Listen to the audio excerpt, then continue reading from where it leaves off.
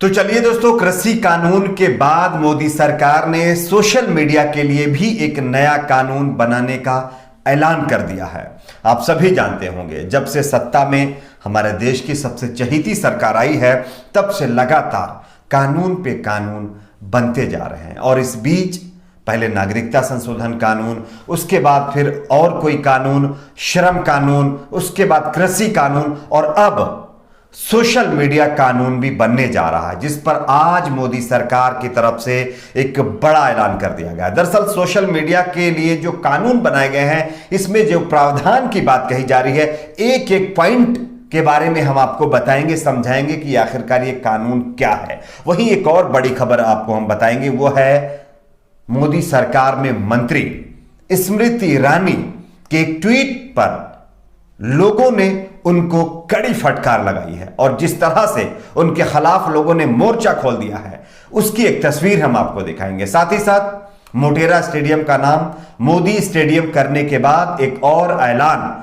सरकार की तरफ से किया गया है। तो तीन बड़ी खबरें आपके सामने रखेंगे। उससे पहले एक छोटी सी रिक्वेस्ट है, अगर आपको भी लगता है दोस्तों आज हमारे देश को अच्छे रोजगार की, अच्छी हॉस्पिटल फैसिलिटी की, अच्छी शिक्षा की और अच्छी जीडीपी की जरूरत है, नए कानून की नहीं, अगर आप भी ऐसी मांग करते हैं तो वीडियो को लाइक करके चैनल को सब्सक्राइब जरूर कर लीजिए। सबसे पहले तो आप इस खबर को पढ़िए। कृषि कानून के बाद अब मोदी सरकार ने सोशल मीडिया के लिए भी कानून बनाने का ऐलान कर दिया है। वैसे सोशल मीडिया ही एक ऐसा प्लेटफॉर्म था जहां से आप अपनी आवाज रख सकते थे और अपनी आवाज को उठा सकते थे।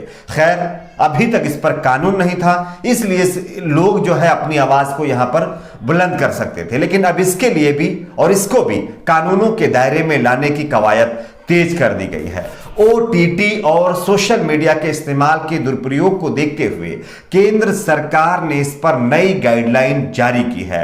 केंद्रीय कानून मंत्री रविशंकर प्रसाद ने कहा है कि सोशल मीडिया का करोड़ों लोग इस्तेमाल करते हैं, इसलिए इसके दुरुपयोग को रोकना बेहद जरूरी है। और उन्होंने कहा कि सोशल मीडिया के लिए जो कानून बना है उसे 3 महीने में लागू कर दिया जाएगा और 3 स्तरों पर इसकी निगरानी की जाएगी। इसके आगे उन्होंने कहा कि हिंसा के लिए सोशल मीडिया का इस्तेमाल हो रहा है, हिंसा के लिए भी सोशल मीडिया का इस्तेमाल हो रहा है। सोशल मीडिया पर आपत्तिजनक पोस्ट मंजूर नहीं है। हमारी मीडिया ने व्यापक मशविरा किया है, शिकायतकर्ता ऑफिसर को रखना होगा और 15 दिन में उसका निपटारा करना होगा। इसके साथ साथ आगे एक और प्रावधान है, यानी अगर कोई आपत्तिजनक कंटेंट पोस्ट किया जाता है तो उसे 24 घंटे के अंदर हटाना होगा। कंपनियों को चीफ कंप्लायंस ऑफिसर की तैनाती करनी होगी। नियम के पालन पर हर महीने रिपोर्ट भी देनी होगी। इसका भी एक नियम बनाया गया है।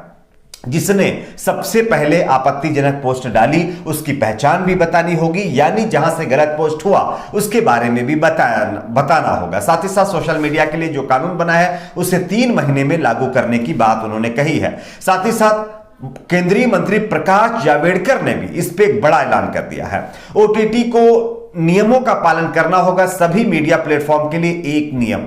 ओटीटी डिजिटल मीडिया के लिए 3 स्तरीय निगरानी व्यवस्था होगी, यानी कि डिजिटल मीडिया, जैसे कि हमने आपको यूट्यूब के जरिए ये वीडियो के में खबर दी, अगर यहां पर भी सरकार को ऐसा लगेगा कि हमारी आलोचना हो रही है या फिर वो कंटेंट उसके हिसाब से सही नहीं रहा, तो उसको भी वो डिलीट तो करवाएगी। साथ ही साथ उसके खिलाफ एक्शन मिलेगी जो इस कंटेंट को बनाएगा। साथ ही साथ ओटीटी डिजिटल मीडिया के 3 स्तरीय निगरानी हमने जैसे कि आपको बताया है। ओटीटी और वेबसाइट पर डिस्क्लेमर देना होगा, लेकिन रजिस्ट्रेशन जरूरी नहीं है। साथ ही साथ ओटीटी सेल्फ रेगुलेशन होगा। सुप्रीम कोर्ट या हाई कोर्ट के विशिष्ट व्यक्ति की अध्यक्षता में बॉडी बने ताकि वहां पर सुनवाई हो सके, यह भी प्रावधान रखा गया है। इलेक्ट्रॉनिक मीडिया की तरह ही डिजिटल मीडिया को माफी करनी होगी प्रसारित, यानी कि अगर कुछ गलत किया उसके लिए माफी मांगनी होगी और उसको ऑनलाइन प्रसारित भी करना होगा। ये अब नए नियम बनाए गए, यानी कि डिजिटल मीडिया पर भी लगाम अब जो है सरकार ने लगा दी है। अब अगर कोई ऐसी पोस्ट डालता है जो सरकार को पसंद नहीं आती है या फिर कुछ ऐसी आपत्तिजनक होती है तो उस पर एक्शन लिया जाएगा। कैसे, वो आगे सरकार को ही पता है। खैर, इस कानून से किसका कितना फायदा होगा ये तो आने वाला वक्त बताएगा। युवाओं को रोजगार कितना मिलेगा, महंगाई कितनी कम होगी, ये तो बात की बात है। खैर, आपकी अपनी क्या राय नीचे कमेंट बॉक्स में बताइए। और आगे बात करते हैं एक और बड़ी खबर की। आप सभी जानते होंगे डीजल पेट्रोल का रेट लगातार बढ़ रहा है और उसके बाद राहुल गांधी का एक बयान, उन्होंने उत्तर भारत के लिए यह कहा था कि वहां की राजनीति थोड़ा अलग तरीके की हो गई है, इसलिए मैंने वहां की राजनीति छोड़ दी है। खैर, इस मामले पर स्मृति ईरानी का एक ट्वीट आया है और उनके ट्वीट आते ही सोशल मीडिया के जरिए लोगों ने स्मृति ईरानी को यानी कि घेर में ले लिया और उनके ऊपर लगातार रिट्वीट करने लगे। आपको दिखाते हैं किस तरह से लोगों ने ट्वीट किया। कांग्रेस के पूर्व अध्यक्ष राहुल गांधी के केरल में दिए गए बयान को टैग कर स्मृति ईरानी ने एहसान फरामोश शब्द का इस्तेमाल किया। उनके इस ट्वीट पर यूजर्स की दिलचस्प प्रतिक्रियाएं सामने आ रही है। पहले आप उनकी इस पोस्ट को देखिए, उसके बाद हम आपको बताते हैं किस यूजर ने क्या कहा है। सबसे पहले तो यहां पर अभिषेक संकृत ने एक ट्वीट लिखा। उन्होंने लिखा, तेल और गैस की कीमतें आसमान छू रही हैं, लेकिन आपके मुंह में एक भी शब्द आपके मुंह से नहीं निकल रहे हैं। क्या पहले का विरोध केवल कुर्सी पाने तक के लिए था? आमजन के प्रति एहसान फरामोश मत बनिए ईरानी जी। ये साफ खुद सोशल मीडिया प्लेटफॉर्म के यूजर्स कर रहे हैं। उसके बाद एक और यूजर का है, नीरज कुमार क्या लिखते हैं, आदरणीय मंत्री जी, ट्रोल मंत्रालय से फुर्सत मिली तो यूपी में महिलाओं और बच्चियों पर हो रहे अत्याचार पर भी कुछ बोल दीजिएगा। बोलने में दिक्कत हो तो ट्वीट ही कर दी। आपको याद होना चाहिए कि राहुल जी को ट्रोल करने के अलावा आपके पास महिला एवं बाल विकास मंत्रालय का भी कामकाज है, उस पर तो आप कुछ नहीं बोलते हैं। आगे एक ट्वीट और देखिए, यहां पर जो है सन्नी ब्रूफ लिख रहे हैं, मैडम जी क्या सरकार ने आपको केवल राहुल के विरुद्ध ट्वीट करने के लिए रखा है या शुरुआती राजनीति दिनों में राहुल जी के आपको भाव न देने की खुंदक है? महंगाई से जनता त्रस्त है, उस तरफ भी आप ध्यान दीजिए। आगे एक और जो है यूजर लिखते हैं, चलिए शुक्र है आप बोली तो सही, पेट्रोल डीजल के दाम में वृद्धि पे ही ना सही, उन्नाव पे ना सही, गैस के दाम पर ना सही, यूपी में मचे जंगलराज पे ना सही, बढ़ती महंगाई पे ना सही, पर चलिए आप बोली तो सही हैं, शुक्र है। आगे एक और ट्विटर यानी यूजर लिखते हैं, आजाद भारत उनका नाम है, वो तो है लेकिन आपका क्या करें?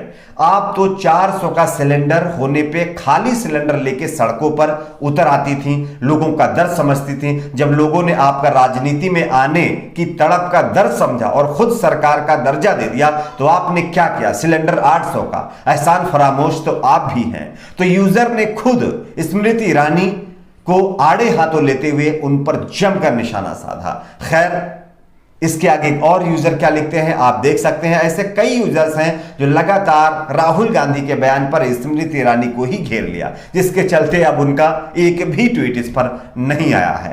खैर, इसी तरह से होता है, हम करें तो लीला, दूसरा करें तो करेक्टेड ढीला। आपकी अपनी क्या राय है नीचे कमेंट बॉक्स में बताइए। वीडियो को लाइक शेयर, चैनल को सब्सक्राइब जरूर करें।